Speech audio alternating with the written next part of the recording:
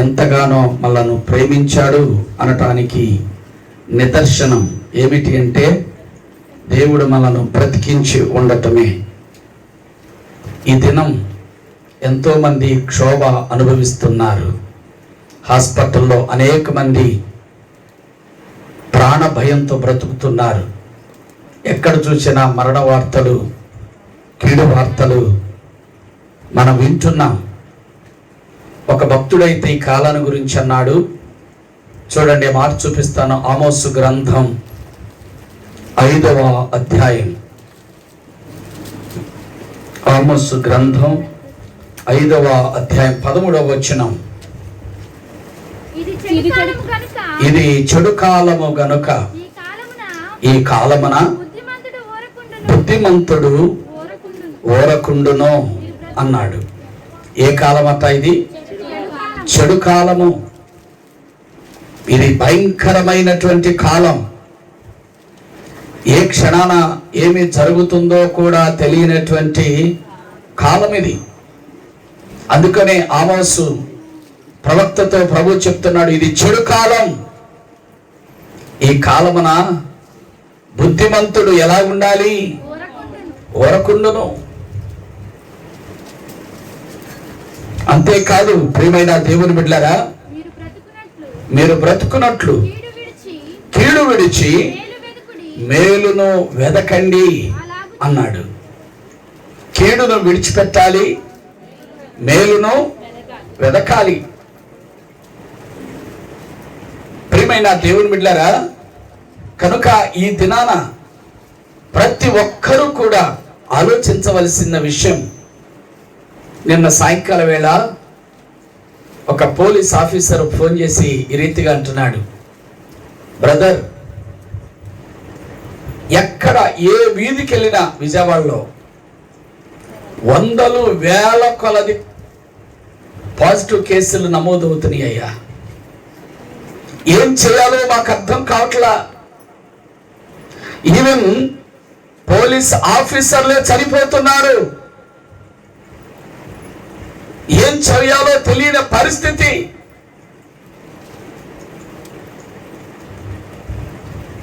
మన ముఖ్యమంత్రి గారి జగన్మోహన్ రెడ్డి గారికి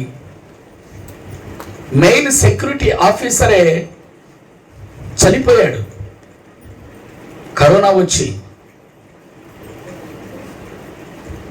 ఆయన భార్య వెళ్ళి ముఖ్యమంత్రితో విన్నవించుకుందంట, అయ్యా నా భర్తను బ్రతికించండి అంటే ఆయన్ని బ్రతికించి మరి హైదరాబాద్ తీసుకెళ్దామని ఏర్పాటు చేసే లోపే మరణం ఆయన్ని కబలించేసింది. మంచి వయసు, గొప్ప చదువు కలిగిన వ్యక్తి. ఈ దినాల్లో ప్రియమైన దేవుని బిడ్డలారా, చదువుతో పని లేదు, డబ్బుతో పని లేదు, ఆస్తిపాస్తులతో పని లేదు. మరణం మనుషులను కబలించేస్తుంది.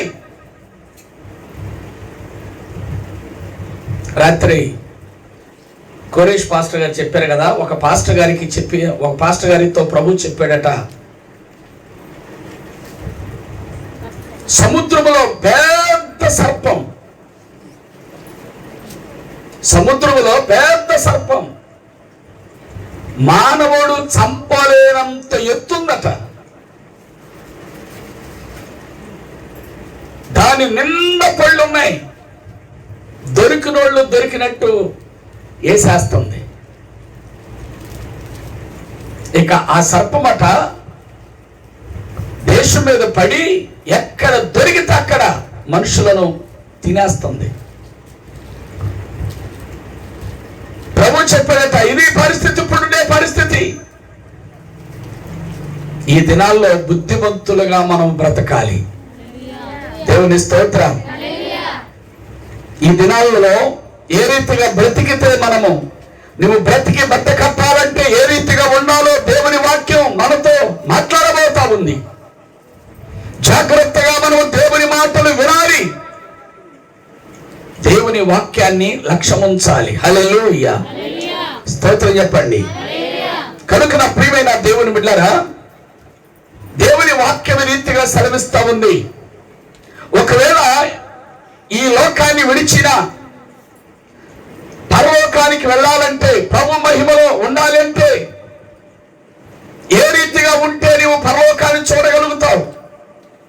చూడ మాట చూపిస్తాను. పరిశుద్ధ గ్రంథములో హెబ్రీయులకు రాసిన పత్రిక 12వ అధ్యాయము 14వ వచనం. 12వ అధ్యాయం 14వ వచనం. అందరితో సమాధానముగా పరిశుద్ధతయు కలిగి ఉండుటకు ప్రయత్నించుడి. పరిశుద్ధత లేకుండా ఎవడును కూడా ప్రభువుని చూడలేడు.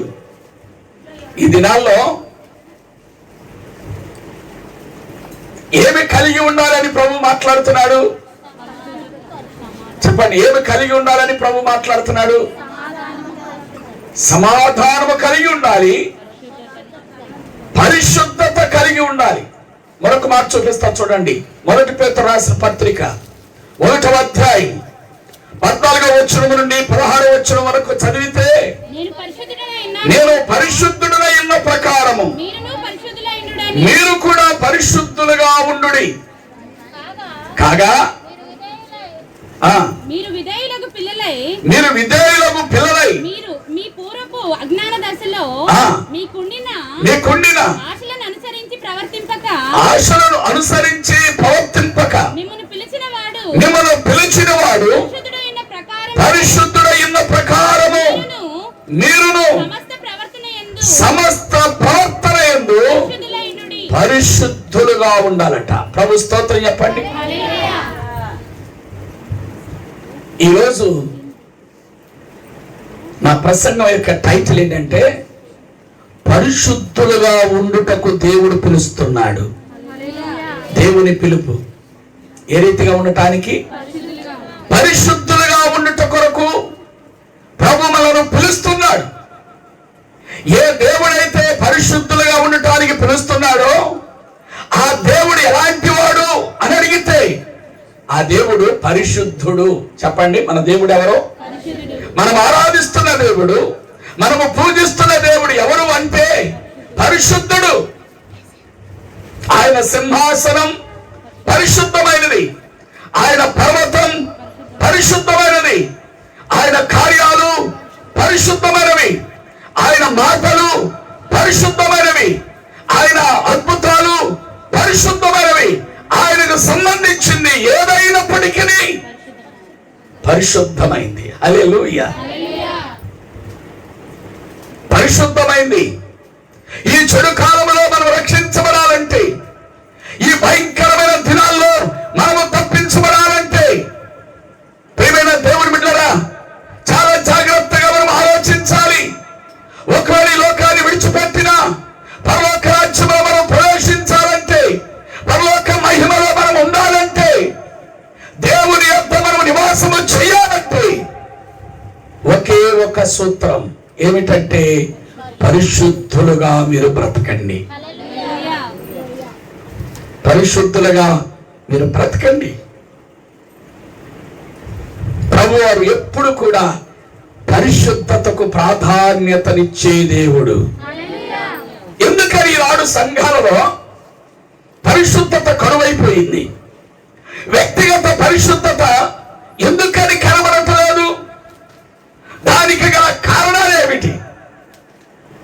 ప్రభు అడిగినట్లుగా, ప్రభు కోరుకుంటున్నట్లుగా, ప్రభు పిలుస్తున్నట్లుగా, నేను పరిశుద్ధుడును కనుక మీరు కూడా పరిశుద్ధులుగా ఉండండి.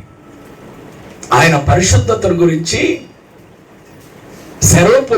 శరాపులు దేవదూతలు ఉన్నాయి కదా, దేవుని సింహాసనము చుట్టూ పరిశుద్ధుడు పరిశుద్ధుడు పరిశుద్ధుడని గాన ప్రతిగానాలు చేయబడుతున్నటువంటి ఆ శరాపులు కూడా, ప్రియమైన దేవుని బిడ్డలారా, 2 రెక్కలతో తన కళ్ళను కప్పుకుంటున్నాయట, 2 రెక్కలతో తన కాళ్ళను కప్పుకుంటున్నాయి, 2 రెక్కలతో ఎగురుతూ ఉన్నాయట. ఎందుకని? అవి దేవదూతలు. వాస్తవంగా అవి చాలా అందమైనవి. ఎందుకు శరాపులు మీరు కళ్ళు కప్పుకుంటున్నారంటే, ఆయన పరిశుద్ధతను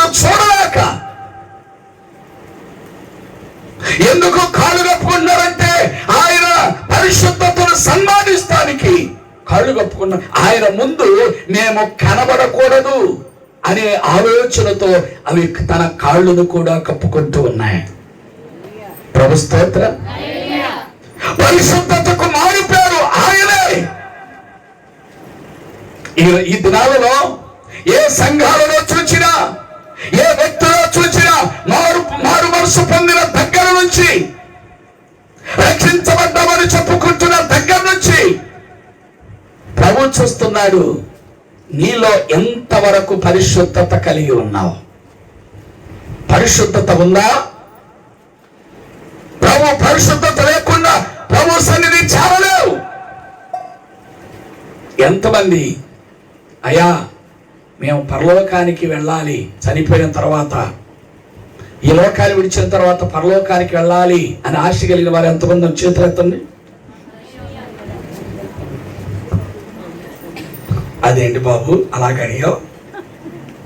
పరలోకానికి వెళ్ళాలని ఆశ ఉంది కాబట్టే దేవాలయానికి వచ్చాం అన్నట్టుగా మీరు చూస్తున్నారు. మంచిదే, అందరికీ ఆశ ఉంది. అదిగాక తెలుగులకట ఆశేమో బాలుడట, ఆచరణేమో బెత్తుడట. మనకి ఆశలు చాలా ఉంటాయి, కానీ ఆచరణలోనికి దాన్ని తీసుకురావాలి. ఎందుకని పరిశుద్ధతను పొందలేకపోతున్నాం? కారణాలు ఏమిటి? 3 కారణాలు చెప్తాను ముచ్చటగా. దేవుని స్తోత్రం.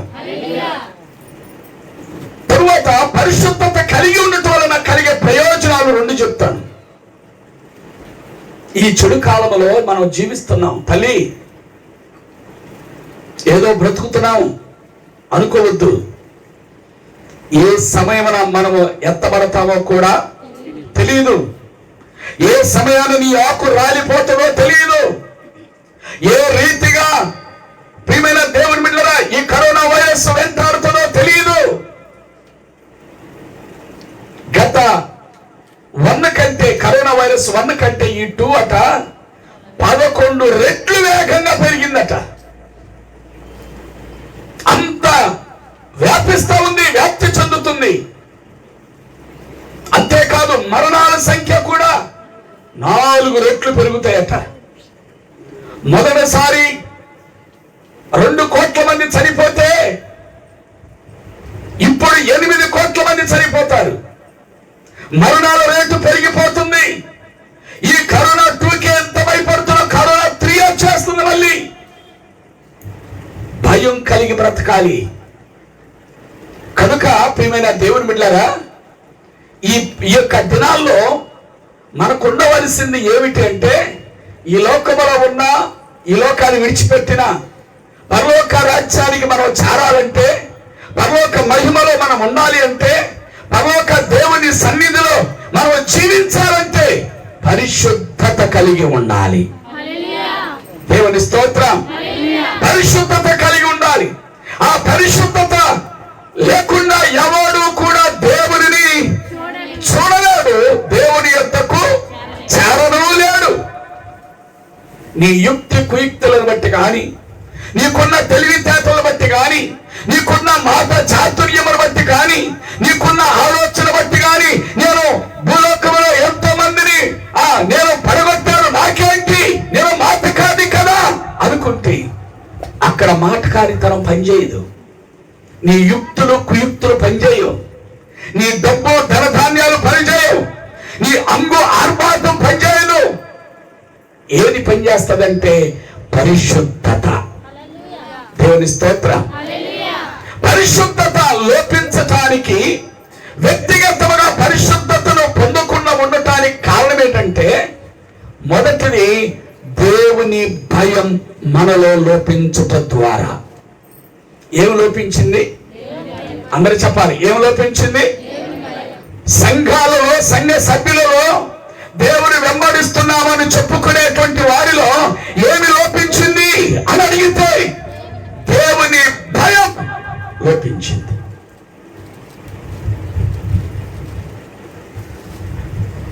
ఇది ముఖ్య కారణం. అది నా మాట కాదు, వాక్యం చెప్తున్న మాట చూడండి, చూపిస్తాను. కొరింథీయులకు రాసిన 2వ పత్రిక 7వ అధ్యాయం 1వ వచనం. ప్రియులారా, మనకు ఈ వాగ్దానములు ఉన్నవి గనుక దేవుని భయముతో పరిశుద్ధతను సంపూర్తి చేసుకోవాలట. ఈ దేనితో? అమ్మా అందరూ చెప్పండి.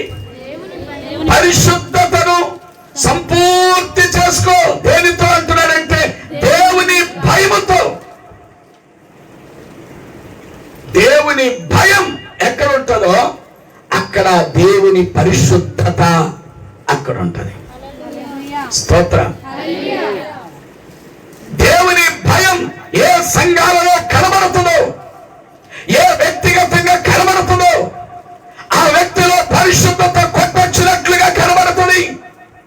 కానీ ఈ దినాలలో మానవుని యొక్క స్థితి ఎలాగుందంటే, దేవుడు చూస్తే సంఘాలను చూచినప్పుడు, సమాజాన్ని చూచినప్పుడు, సేవకులను చూచినప్పుడు, విశ్వాసులను చెప్పుకునే వారిలో చూచినప్పుడు ఏ రీతిగా ఉన్నామో అని అడిగితే భక్తుడైన దావీదు ఈ రీతిగా సెలవిస్తున్నాడు. 36వ కీర్తన 1వ శరణం. భక్తిహీనుల హృదయములో అతిక్రమము దేవోక్తి వలె పలుకుచున్నది. వారి దృష్టి ఎదుట దేవుని భయం. అమ్మా ఏమి లేదట. అందరూ చెప్పండి, ఏమి లేదు. దేవుని భయం బొత్తిగా లేదట. బొత్తిగా లేదంటే ఏ కోశానా కూడా దేవుని భయం కనిపించట్లా. నోవాహు దినాల్లో మానవుని యొక్క పరిస్థితి ఎలాగుందో, తినటం, త్రాగటం, పెళ్లిళ్ళు చేసుకుంటాం, పెళ్లిడికించుకుంటాం, ఇల్లు కట్టుకుంటాం, విచ్చలవిడిగా జీవించటం, దేవుని భయం లేకుండా, భక్తి లేకుండా జీవితాలు ఏ రీతిగా అయితే ఉన్నాయో ఈ రోజుల్లో కూడా అదే రీతిలో కనబడుతున్నాయి. ఈ రోజుల్లో కూడా దేవుని భయం భక్తిగా లేదు. దేవుని సన్నిధిలో కూర్చుంటున్నాం, దేవుని సన్నిధిలో గడిపినట్లుగా గడుపుతున్నాం, దేవుని సన్నిధిలోనే ఉన్నట్లుగా ఉంటున్నాం. కానీ వారిలో ఏమి లేదు, దేవుని భయం కనబడుతున్నా. ప్రభు అడుగుతున్నాడు, అమ్మా ఈ కడవరి దినాల్లో, ఈ చెడు కాలంలో దేవుని భయముతో నీవున్నావా? దేవుని భయముతో నీవు ఉంటే అక్కడ పరిశుద్ధతకు చోటు ఉంటుంది. పరిశుద్ధత ఎక్కడైతే ఉంటుందో పరిశుద్ధుడైన దేవుడు అక్కడ ఉంటాడు. స్తోత్రం. పరిశుద్ధుడైన దేవుడు నివసించే స్థలం ఏదంటే పరిశుద్ధమైన స్థలం. హల్లెలూయా. అపవిత్రత ఉన్న చోట ఆయన నివాసము చేయలేడు. అపవిత్రత ఉంటే ఆయన బయటికి వెళ్ళిపోతాడు. నువ్వు రక్షించబడ్డావు, ప్రభుని నీ హృదయంలో చేర్చుకున్నావు, ప్రభుని నువ్వు అంగీకరించిన తరువాత నీ ఇష్టం వచ్చినట్లుగా బ్రతుకుతున్నావు అని అనుకో, నీ ఇష్టం వచ్చినట్లుగా జీవిస్తున్నావు అనుకో. లోపల దేవుడున్నాడు, ఆయన నీలో ఉన్నాడు, నీవు ఆయనలో ఉన్నావనే సత్యాన్ని ఎరుగక విచ్చలవిడిగా తిరుగుతూ, విచ్చలవిడిగా జీవిస్తూ బ్రతుకుతే ప్రభు అక్కడ నివాసం చేస్తాడా? అమ్మా చేస్తాడా? చేయలేడు. ఇప్పుడు ముఖ్యమంత్రి గారిని పిలిచి ఆయనను కూర్చోబెట్టి ఆయన ఎదుట బాగా పెంట పరిచయమనుకో,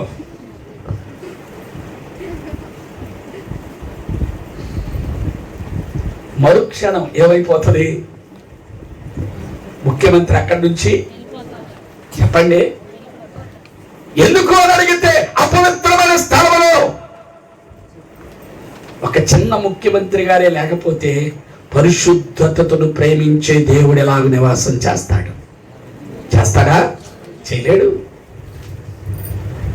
ప్రభు అంటున్నాడు, పరిశుద్ధతలకు ప్రాధాన్యతనిచ్చే దేవుడు నేను. దేవుని స్తోత్రం. ప్రియమైన దేవుని బిడ్డలారా, ఒక సేవకుడు చెప్పగా నేను విన్న మాట ఏంటంటే, ఆయన వాక్యం చెప్తూ ఉండగా యవనస్తులు ఎదర కూర్చున్నారట. ఎదర కూర్చొని చాలా భయభక్తులుగా కలిగినట్లుగా కూర్చొని పేపర్లో రాసుకుంటున్నారట.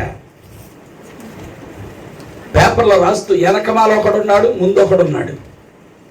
ముందో రాసి వెనకమాలకి ఎత్తున్నాడట. ఏడిది? పేపరు రాసి వెనకమాలకి ఇస్తే ఎదరు మళ్ళీ ఏదో రాసి ముందోడికి ఎత్తాడట. ఈ సన్నివేశం అంతా కూడా ఎవరు చూస్తున్నారు? పాస్టర్ గారు గెస్ట్ స్పీకర్గా వచ్చిన సేవకుడు చూస్తున్నాడు.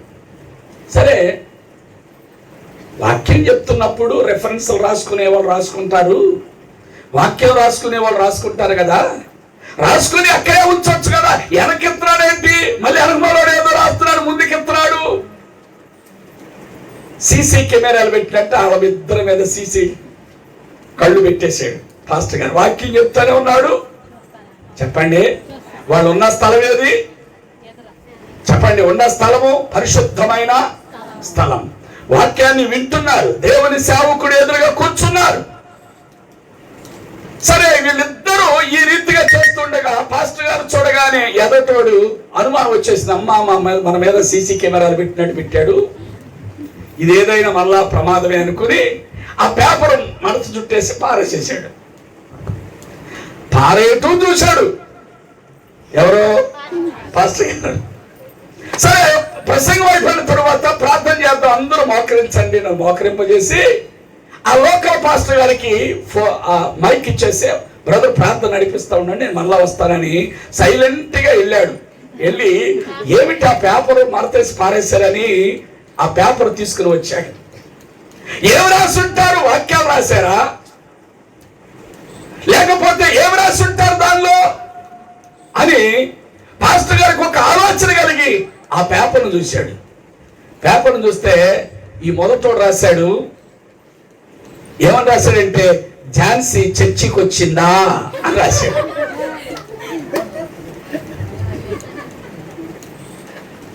వెనకమలో రాశాడు, వైట్ పరిగణ వేసుకుంది చూడలేదా అని రాశాడు. మూడవది ఏం రాశాడంటే, వారి ఇంటిలో ఉన్నది మూడింటిలో ఒకటి నాది, రెండు నీది అని రాశాడు. తెల్లది నాది, నల్లది నీరు, రెండు నీ అన్నాడట. సరే, పాస్టర్ గారు ఏం చేశాడంటే వాళ్ళిద్దరిని కుర్రోళ్ళని ఆపేశాడు, వాళ్ళ తల్లిదండ్రులు కూడా ఆపేశాడు. మీరు కూర్చున్నది దేవుని సన్నిధి, మీరు వినేది దేవుని వాక్యం, మీరు చూచేది వాక్యాన్ని చూస్తున్నారు. కానీ ఎవర్రా ఈ ఝాన్సీ అని అడిగితే ఆ ఊరికి కొత్తగా వచ్చిన విఆర్ఓ కూతురట. ఆళ్ళ మీద కన్నుబడింది అచ్చోసిన ఆంబోతులకి. వీళ్ళకి పని పాట లేదు. దేవుని సంఘములో కూడా ఉండి భయములేని బ్రతుకుతున్న వాళ్ళు.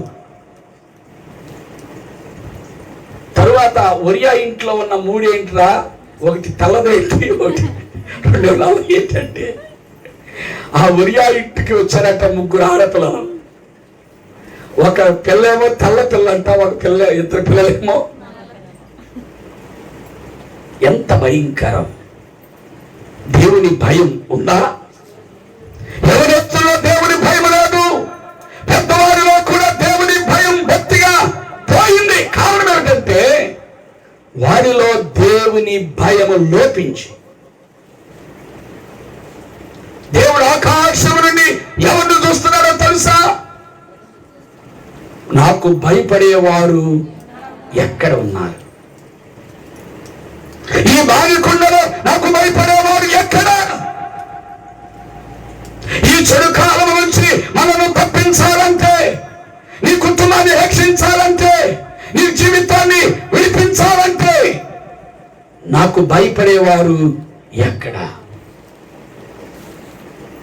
దేవునికి భయపడే కేటగిరీలో మనం ఉన్నామా? ఒక వ్యక్తి ఈ రీతిగా తాను గురించి చెప్పుకుంటున్నాడు. తన గురించి తానే ఏ రీతిగా చెప్పుకుంటున్నాడో చూడండి. పరిశుద్ధ గ్రంథములో ఆదికాండం 42వ అధ్యాయం 18వ వచనం. 42:18 వచనం. మూడవ దినమున యోసేపు వారిని చూచి నేను దేవునికి హల్లెలూయా చెప్పండి మా. యోసేపు తన గురించి తాను చెప్పుకుంటున్న మాట ఏంటో తెలుసా? నేను దేవునికి భయపడువాడను. దేవుని భయం నాలో ఉంది. నేను మనుషులకు భయపడేవాడును కాను, నేను దేవునికి భయపడేవాడు నేనే. అందుకనే అమ్మా వినండి, యోసేపు పొతీఫర్ ఇంటిలో బానిసుడిగా అమ్మబడ్డాడు. బానిసుడిగా అమ్మబడిన తరువాత ఆ పొతీఫరు ఇతని యొక్క నమ్మకత్వాన్ని చూచి ఆ ఇంటిలో ఉన్న అధికారం అంతా తన చేతికి అప్పగించేశాడు.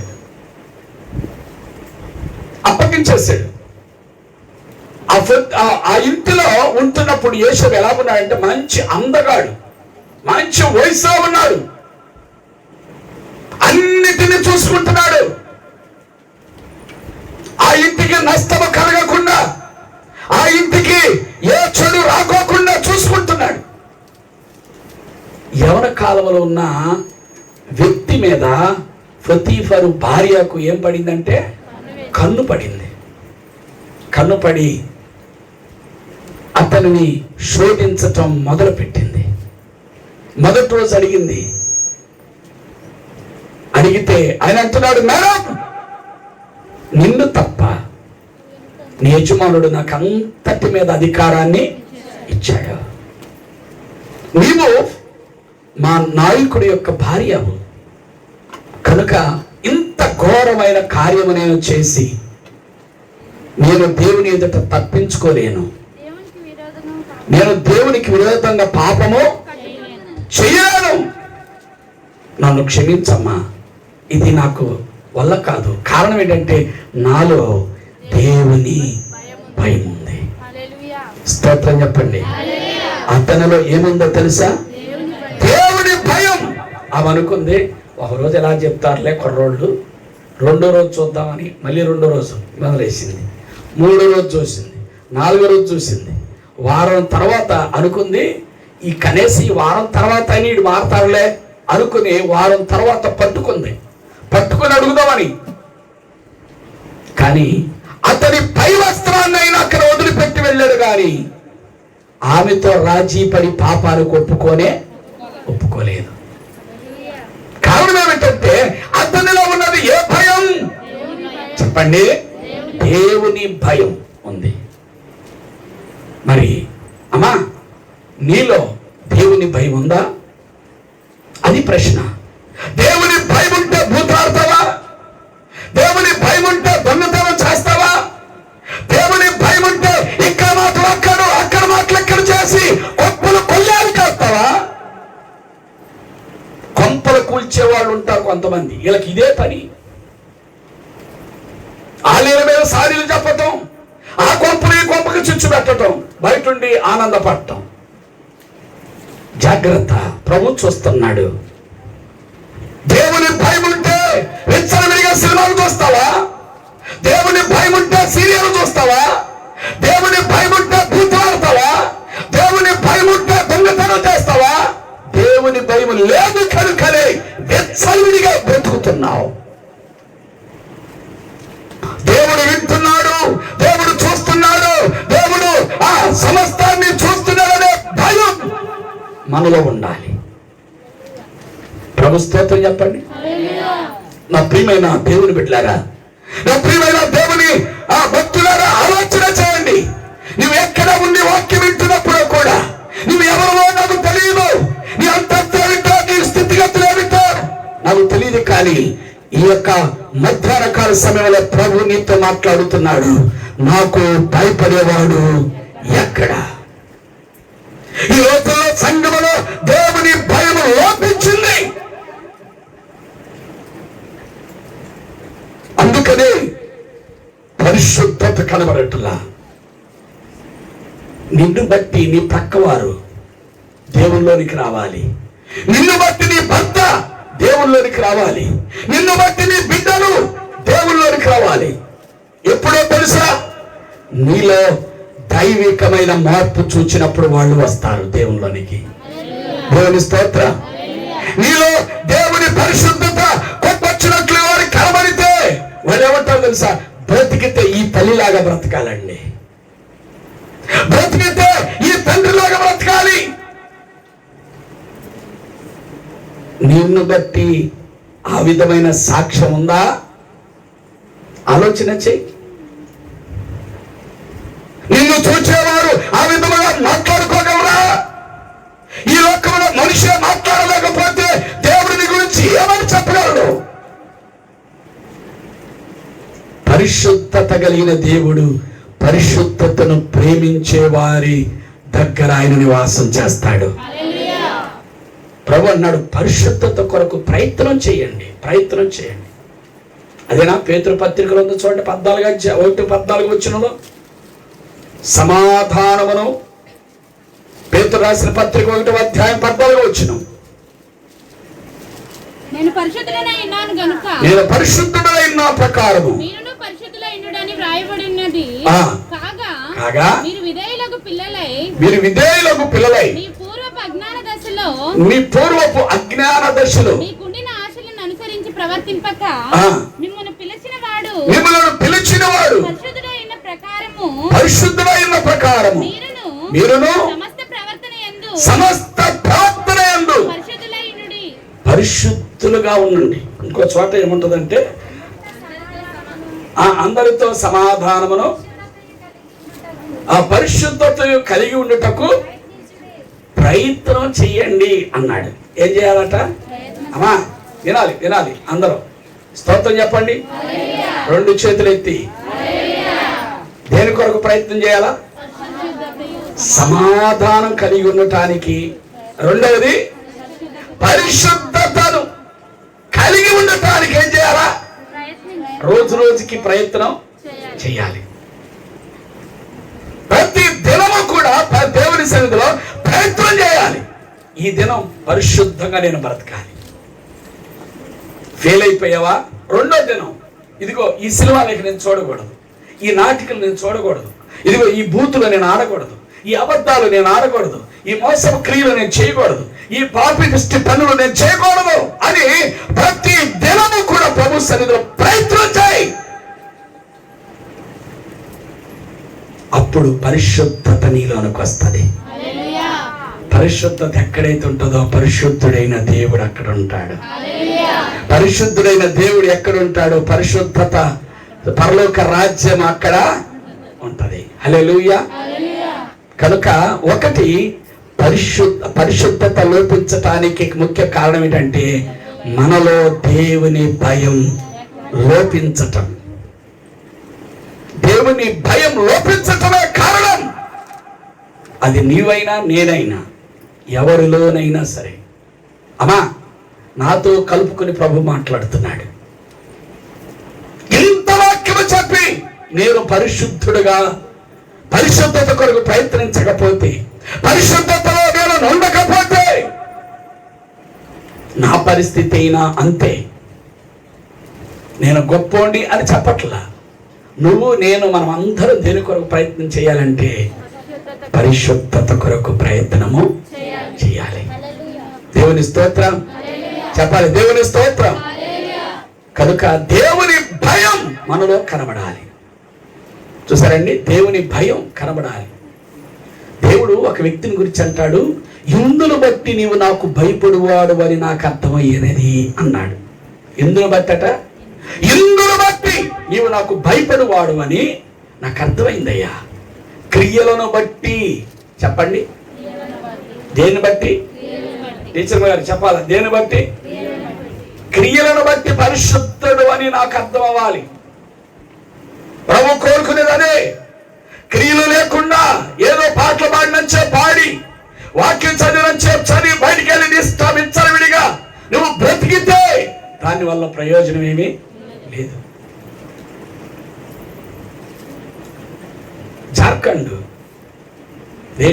జార్ఖండ్ రాష్ట్రంలో మనాలి అనబడేటువంటి ప్రాంతం ఉంది.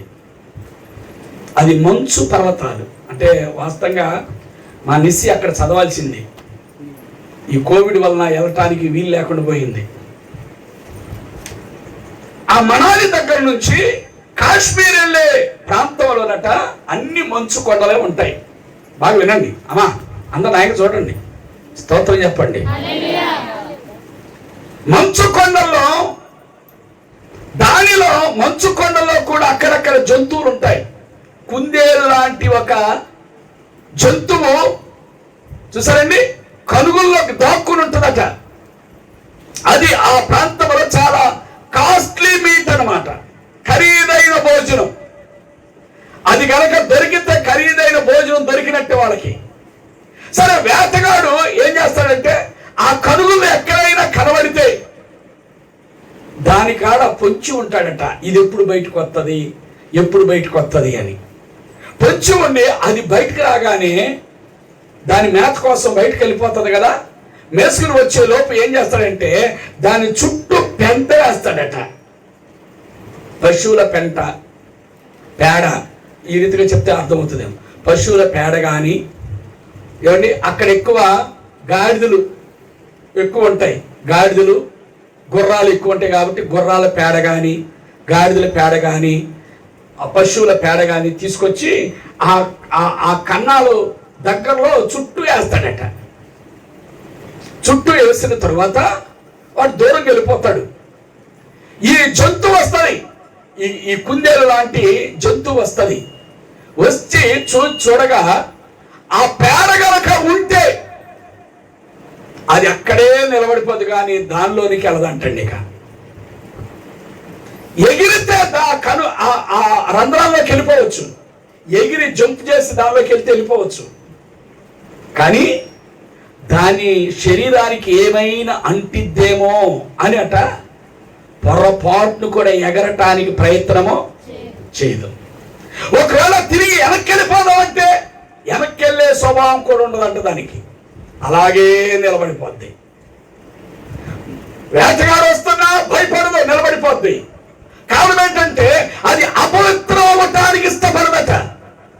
చావనైనా చస్తుంది కానీ ఈ యొక్క ఆ వేటగాడి చేతిలో పడటానికైనా ఇష్టపడుతుంది, కానీ అది మాత్రం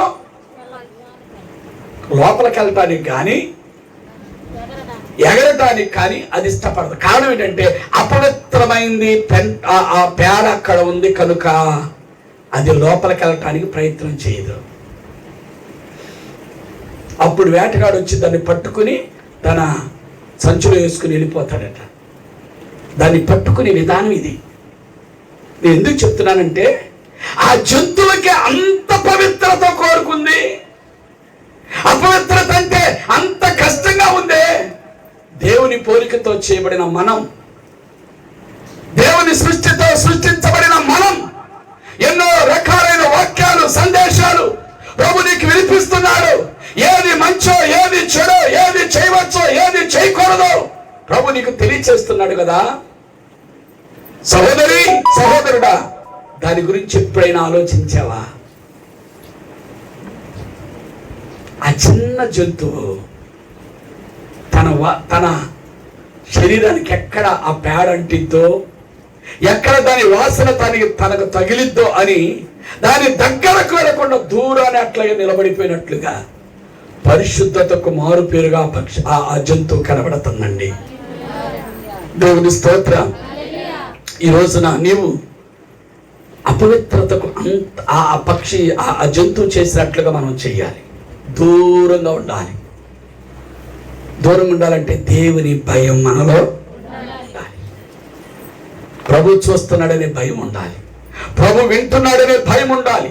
మనం చేసే ప్రతి పని, నువ్వు మాట్లాడే ప్రతి మాట, నువ్వు తలంచే ప్రతి తలంపు ప్రభు వింటున్నాడు, చూస్తున్నాడు, గ్రహిస్తున్నాడనే భయం మనలో ఉండాలి.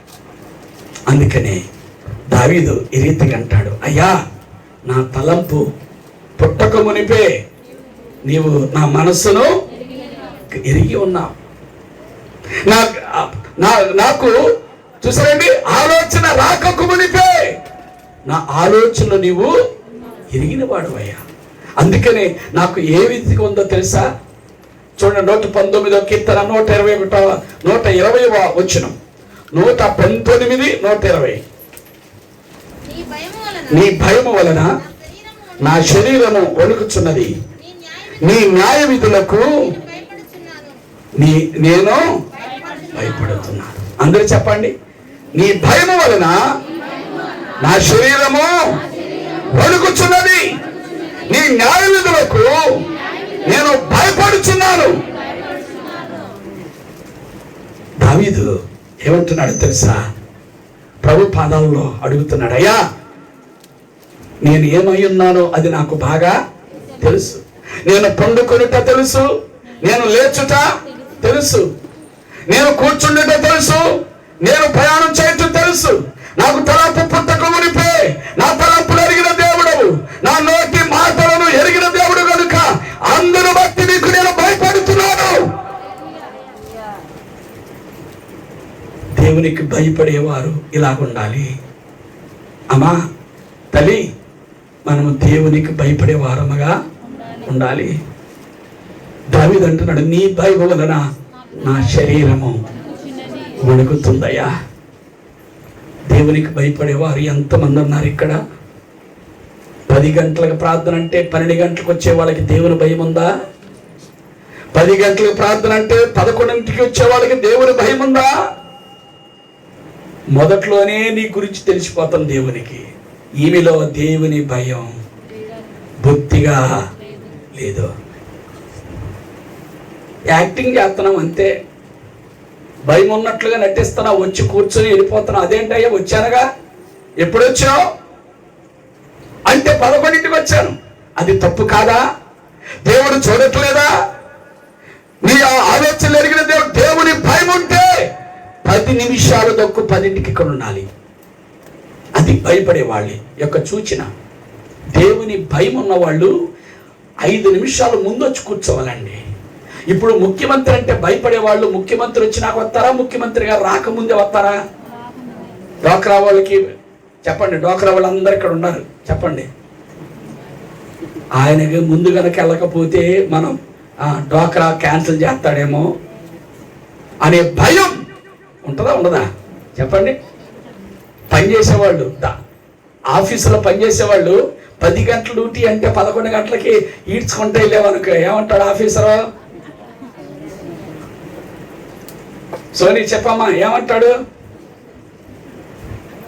ఒక్కసారి చూస్తాడు, 2 సార్లు చూస్తాడు, 3వసారి అంటాడు, అమ్మా నువ్వు మాకు అక్కర్లేదు, ఇంటికాడి అంట్లు దూకుంటా కూర్చో.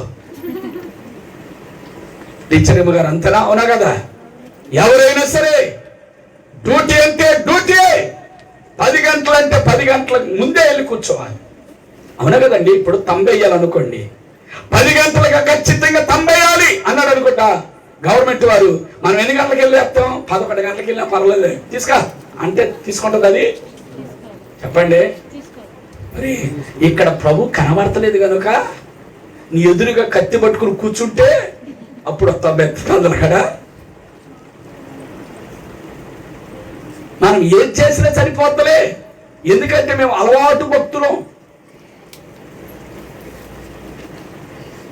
మేము పుట్టుకతోనే క్రైస్తవులం అనుకుని సంబరపడిపోతున్నావా? నువ్వు చస్తే నరకానికి వెళ్తావు అంతే, పరలోకానికి వెళ్ళవు. ఎందుకంటే దేవుని భయమే నీలో లేదు. దేవుని సన్నిధికి క్రమంగా రావద్దులే నీకు చేత కాదు. ఈ రోజుకి ఎన్ని వాక్యాలు విన్నా, దేవుడు నిన్ను ఎందుకో ప్రేమిస్తున్నాడు. కరోనా దెబ్బకు పడకుండా నిన్ను కాపాడుతూ వస్తున్నాడు. ఇప్పుడైనా గ్రహించు. నీ వరకు నాకు బలం ఉంది, జ్ఞానం ఉంది, ఔషధం ఉంది, ఒంటిలో ఓపుకుందని. ఎంతమంది లేరు నీకంటే బలాఢ్యులు ఎగిరిపోయిన వాళ్ళు? ఎంతమంది లేరు నీకంటే ధనం కలిగిన వాళ్ళు? ఎంతమంది లేరు నీకంటే జ్ఞానం కలిగిన వాళ్ళు? కనుక అమ్మా విను, సహోదరులారా వినండి, ప్రభు నిన్ను ప్రేమించాడు, మరొక అవకాశాన్ని నీకు ఇచ్చి చూస్తున్నాడు. ప్రభు స్తోత్రం చెప్పండి. ప్రభు ఎందుకో నిన్ను ప్రేమించి మరొక అవకాశాన్ని ఇస్తున్నాడు. ఈ టైంలో ఇప్పుడైనా ప్రభువుకు భయపడదాం, ఇప్పుడైనా ప్రభు మాట విందాం, ఇప్పుడైనా ప్రభు చిత్తం చేద్దాం, ఇప్పుడైనా మనసు మార్చుకుందాం, ఇప్పుడైనా మన బుద్ధిని మార్చుకుందాం, ఇప్పుడైనా మన ఆలోచన మార్చుకుందాం, ఇప్పుడైనా మన క్రియలు మార్చుకొని, ప్రవర్తనలు మార్చుకొని ప్రభు కొరకు బ్రతుకుదాం. హల్లెలూయా. ప్రభు కొరకు బ్రతికితే నీకు మేలు. ప్రభు చెప్పినట్లుగా చేస్తే నీకు ధన్యత. లేదు ఇదే రీతిలో కంటిన్యూ అవుతానంటే నిన్ను రక్షించే వాళ్ళు ఎవ్వరు ఉండరు. ఆపదొచ్చినప్పుడు ఏడ్చినా, అంగలార్చినా, ప్రలాపించినా, ఈ చివరి చాచివరకు వెళ్ళినా ఎవ్వరు కూడా నీకు అడ్డుపడరు. సహోదరి వినండి, ప్రభు నిన్ను ఎందుకో ప్రేమిస్తున్నాడు. ఆ ప్రేమను మనం అపార్థం చేసుకోవద్దు. కనుక ఒకటి చూసారండి, ఒకటి దేవుని భయము లోపించటం వలన పరిశుద్ధత లేకుండా జీవిస్తున్నారు. రెండోది చెప్తున్నాను. రెండోది ఏంటో తెలుసా? హృదయములో యథార్థత లోపించింది. హృదయములో ఏమి లోపించిందట? అందరు చెప్పాలి, ఏమి లోపించింది? హృదయములో యథార్థత లోపించటం చేత పరిశుద్ధతను కోల్పోతున్నాం. బాప్తిసం తీసుకున్న దగ్గర నుంచి, దేవుని సన్నిధికి వస్తున్న దగ్గర నుంచి, లోపల దేవుని సన్నిధిలో ఎలాగో జీవిస్తున్నావో బయట కూడా అలాగే బ్రతుకుతున్నావా? గుళ్ళో ఉన్నప్పుడు పావురు లాగా ఉంటావు, బయటికి వెళ్తే కాకిలాగా బ్రతుకుతున్నావు. గుళ్ళో ఉన్నప్పుడు కుందేలులాగా బ్రతుకుతున్నావు, బయటికి వెళ్తే పంది పిల్ల లాంటి జీవితమేమో. దేవుని సన్నిధిలో అంటారు యథార్థత లోపించింది. యథార్థత అంటే ఏంటంటే లోపల ఎలా ఉందో బయట కూడా చెప్పండి అదే పద్ధతిలో మనం ఉండాలి. హల్లెలూయా. తల్లిదండ్రులు ఉన్నప్పుడు ఎలాగున్నారో పిల్లలు, తల్లిదండ్రులు లేనప్పుడు కూడా అలాగే బ్రతకాలి. భర్త ఉన్నప్పుడు ఎలాగ బ్రతుకుతున్నావో భర్త లేనప్పుడు అలాగే బ్రతకాలి. భార్య లేనప్పుడు ఎలాగ బ్రతుకుతున్నావో, భార్య ఉన్నప్పుడు ఎలాగున్నావో భార్య లేనప్పుడు కూడా అదే రీతిలో జీవించాలి. దేవుని సన్నిధిలో ఎలా బ్రతుకుతున్నావో బయటికి వెళ్ళి పని చేస్తున్నప్పుడు కూడా అలాంటి ఆ క్రమశిక్షణ నీలో ఉండాలి. యథార్థత.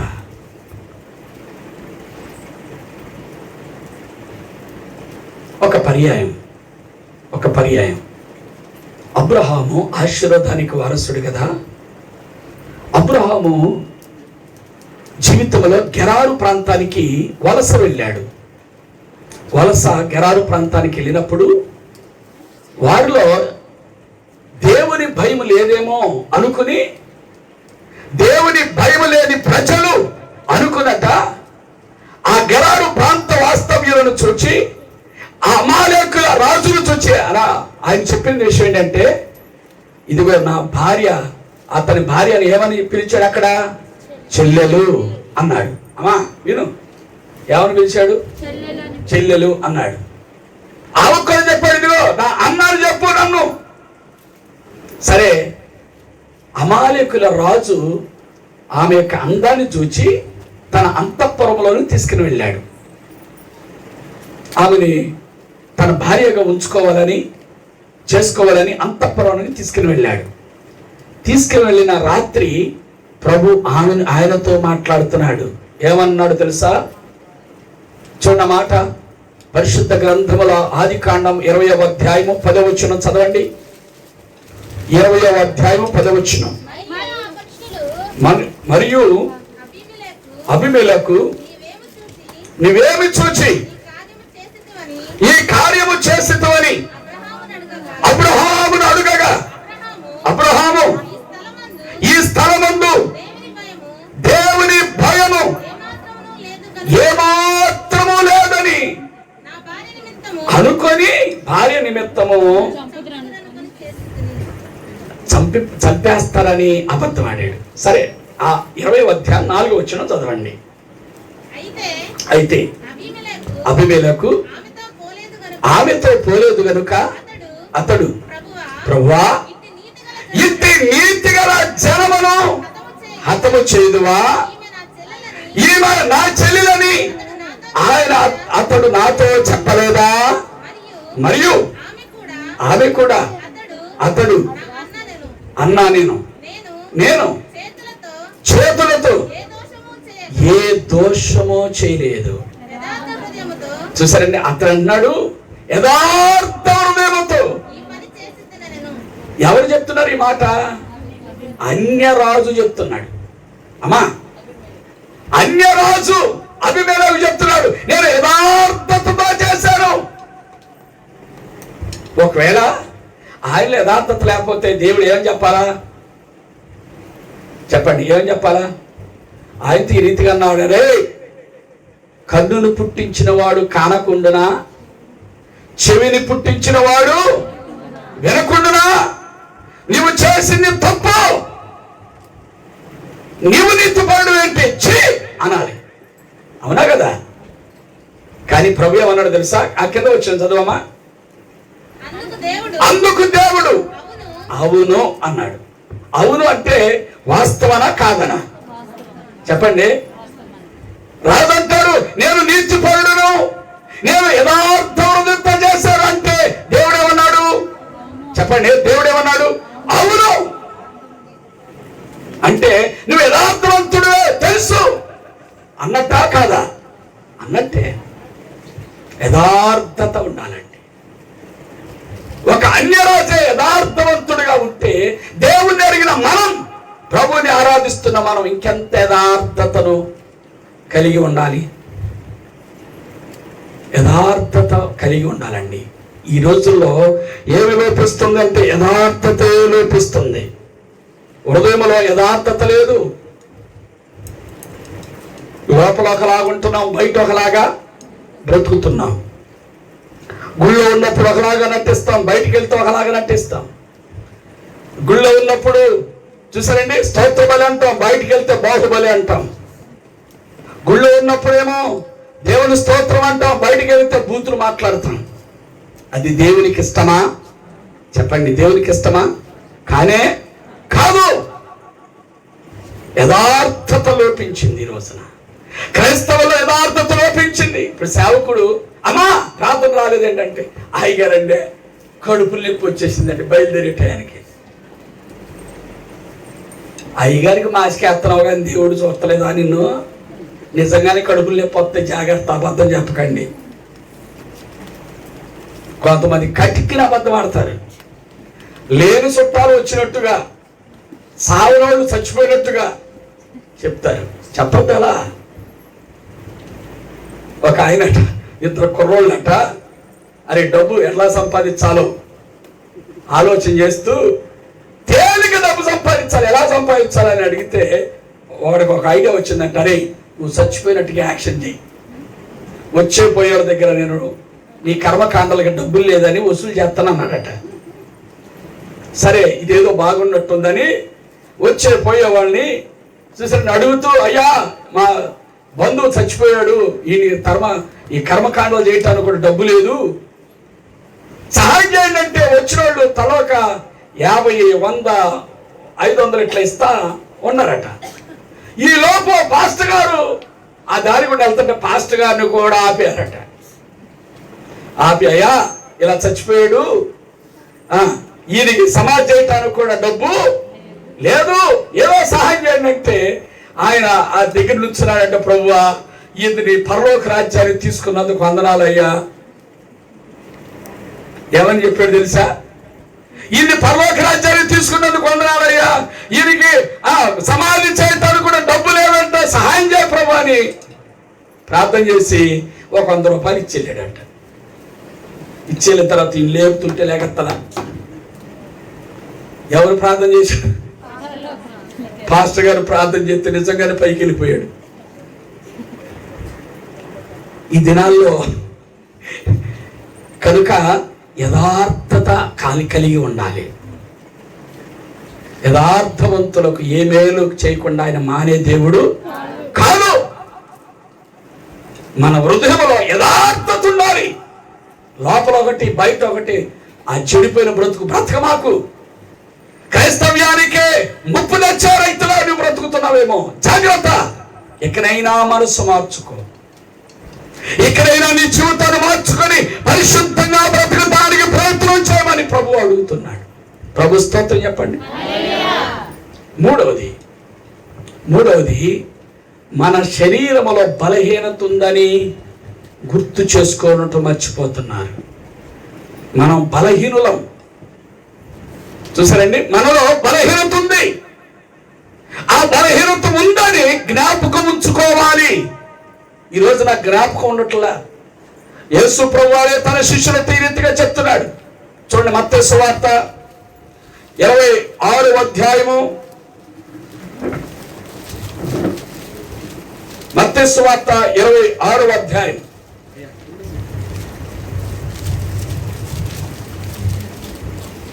41వ వచనం. మీరు శోధనలో ప్రవేశించకుండానట్లు మెలకువగా ఉండి ప్రార్థన చేయండి. ఆత్మసిద్ధమే గాని శరీరమట బలహీనమని ఆయన ఎరిగి పేతురుతో చెప్పాడట. శరీరం ఎలా ఉంటుందంట చెప్పండి, ఎలాంటిది? బలహీనం.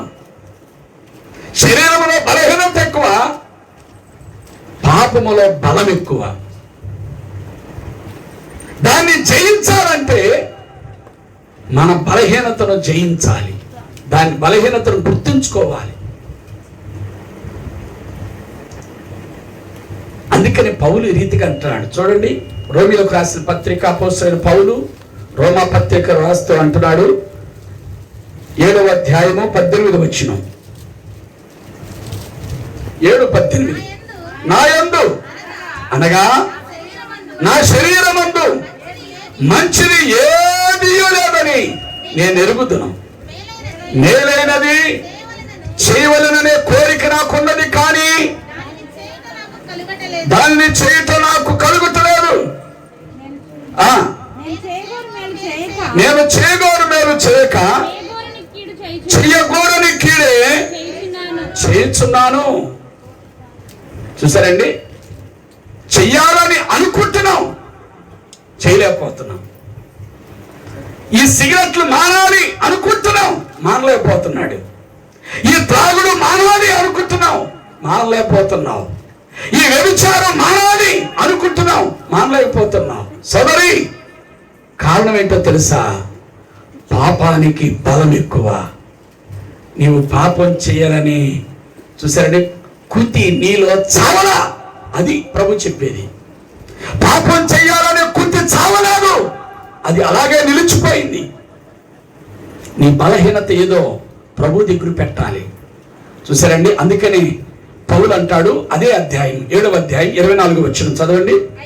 అయ్యో, నేనెంత దౌర్భాగ్యుడను, ఇట్టి మరణమునకు లోనగు శరీరము నుండి నన్ను ఎవడు తప్పించగలడు?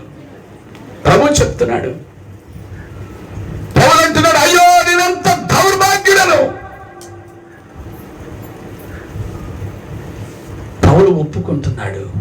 అమ్మా, ఈ మధ్యాహ్న కాల వేళ ప్రభు మనతో మాట్లాడుతున్నాడు.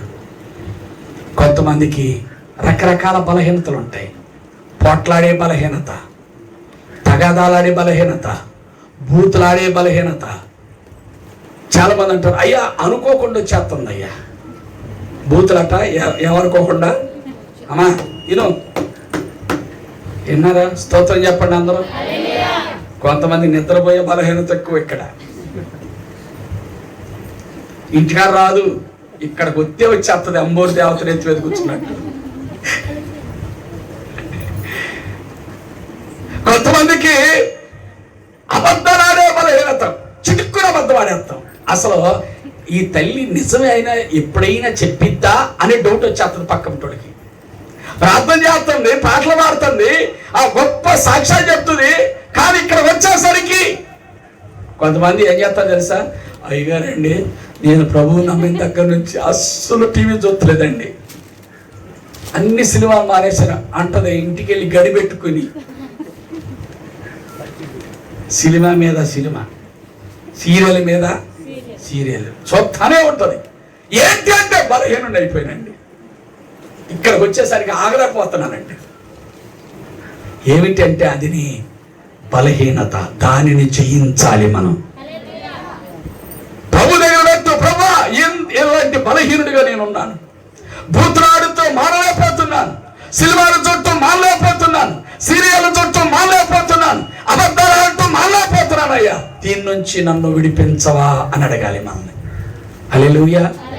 కనుక ఈ దినాన 3 బలహీనతలు చెప్పాను. ఒకటి, పరిశుద్ధులుగా ఉండలేకపోవటానికి కారణాలు ఏంటి అంటే, ఒకటి దేవుని భయం మనలో లోపించటం, 2 యథార్థత మనలో లోపించటం, 3 బలహీనత ఉంది అని జ్ఞానం లేకపోవటం. మనలో బలహీనత ఉంది అని జ్ఞానము లేకపోవటం. జ్ఞానం ఉంటే దాన్ని దేవుడి ఎదుట పెట్టి సరి చేసుకోవాలి, సరిదిద్దుకోవాలి. కనుక ఈ 3 బలహీనతలు ఒకవేళ మనలో ఉన్నాయేమో పరిశీలన చేసుకుందాం. ఇప్పుడు దేవుని యొక్క సన్నిధిలో పరిశుద్ధత కలిగి ఉండటం వలన ప్రయోజనాలు ఏమిటి అని అడిగితే, ఒకటి, దేవుని దగ్గరకు మనం వెళతాం. దేవుని స్తోత్రం చెప్పండి, చెప్పండి. దేవుని స్తోత్రం. దేవునిని చూస్తాం, దగ్గరగా చూస్తాం. ఇప్పుడు పరలోకం చేరిన తర్వాత ప్రభుని పక్కన చూస్తాం అన్నమాట. హల్లెలూయా. చెప్పండి, ఎంతమంది ప్రభుని చూడాలని ఆశ ఉంది? స్తోత్రం చెప్పండి. ఎంతమంది ప్రభుని చూడాలని ఆశ ఉంది? అందరికి ఉందా? చిన్నపిల్లడు కూడా 2 చేతులు ఎత్తుతున్నాడు. హృదయ శుద్ధి గలవారు ధన్యులు, వారు దేవుణ్ణి. చెప్పండి, ఏమి శుద్ధి కావాలి? హృదయ శుద్ధి కావాలి. ఏమి కావాలి? పరిశుద్ధత కావాలి. పరిశుద్ధత కలిగిన వారు ప్రభువుని చూస్తారు. ఇప్పుడు ప్రయోజనం ఏంటి పరిశుద్ధత వలన అని అడిగితే, ప్రభువుని దగ్గరగా చూస్తాం. చూసారండి, దగ్గరగా చూస్తాం. రెండోది ఏంటంటే, ఆయనను పోలి ఉంటాం. ఆయన ఎలా ఉంటాడో చెప్పండి. మనం కూడా కొంతమంది పిల్లలను చూస్తే ఇక తండ్రిని చూడక్కర్లా, అచ్చుగుద్దినట్టు ఉంటారు, జిరాక్స్ అన్నమాట. అవునా కదా? ఇప్పుడు ప్రభువులో ఉన్న పరిశుద్ధత మనలో కూడా వచ్చింది అనుకో, ఇప్పుడు మనం ఎవరిని పోలి ఉంటాం? చెప్పండి అమ్మా, ఎవరిని పోలి ఉంటాం? దేవుని పోలి ఉంటాం, మన తండ్రిని పోలి ఉంటాం, ఆయనను దగ్గరగా చూస్తాం. ఇప్పటి వరకు ఆత్మస్వరూపిగా ఉన్న దేవుణ్ణి ఇప్పుడు మనం దగ్గరగా, ఇప్పుడు మా బ్లెస్సమ్మ దగ్గరగా ఉంది కదా, దగ్గరగా చూస్తే ఎంత చక్కగా కనబడుతుందో, ప్రభుని నువ్వు కూడా అలా దగ్గరగా చూస్తావు. హల్లెలూయా. దగ్గరగా చూడటమే కాదు, ఆయనతో కలిసి సహవాసం చేస్తాం.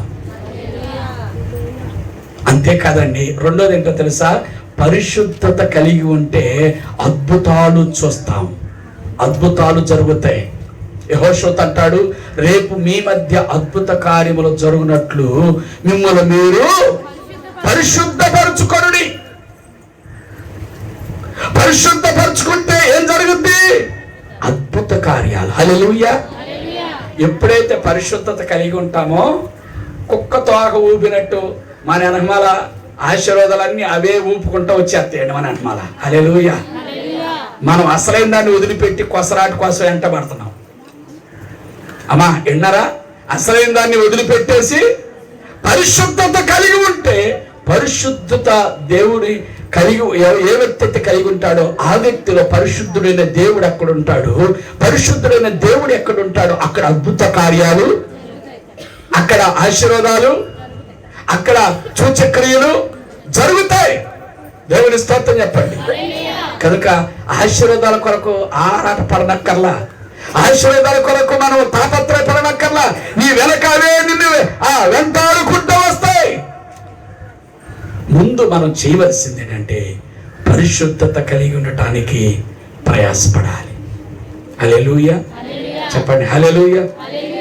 కనుక దేవుని వాక్యం మనతో మాట్లాడుతుంది. ఈ దినాన మనము ఆయన కార్యాలు అనుభవించాలంటే, ఆయన దగ్గరగా మనం చూడాలంటే, ఆయనతో కలిసి మనం జీవించాలంటే ఒకే ఒక్కటిని పరిశుద్ధత మనం కలిగి ఉండాలి. ఒకవేళ ఇంతవరకు పరిశుద్ధతను కోల్పోయావా? ఇంతవరకు దేవుని భయం నీలో లేదా? ఇంతవరకు యథార్థమైన జీవితం మనలో లేదా? ఇంతవరకు మనలో చూసారండి బలహీనత ఉందనే జ్ఞానం లేకపోతే ఈ దినమందైనా తెచ్చుకొని నీలో ఏ బలహీనత ఉందో, ఏ ఆ యథార్థత లేకుండా ఎంతకాలం నుంచి బ్రతుకుతున్నావో, దేవుని భయం లేకుండా ఎంతకాలం బ్రతుకుతున్నావో ఈ దినమందైనా తెచ్చుకుందాం. ప్రభువుని అడుగుదాం, ప్రభువా నీ భయము నాలో పుట్టించవా, నీ భయముతో నేను బ్రతికేటట్లుగా నన్ను చేయవా అని అడుగుదాం. దేవుడు తన మాటలు మన వినికిడిలో దీవించి ఆశీర్వదించునుగాక. అందరూ ప్రార్థన చేసుకుందాం. మోకరించండి.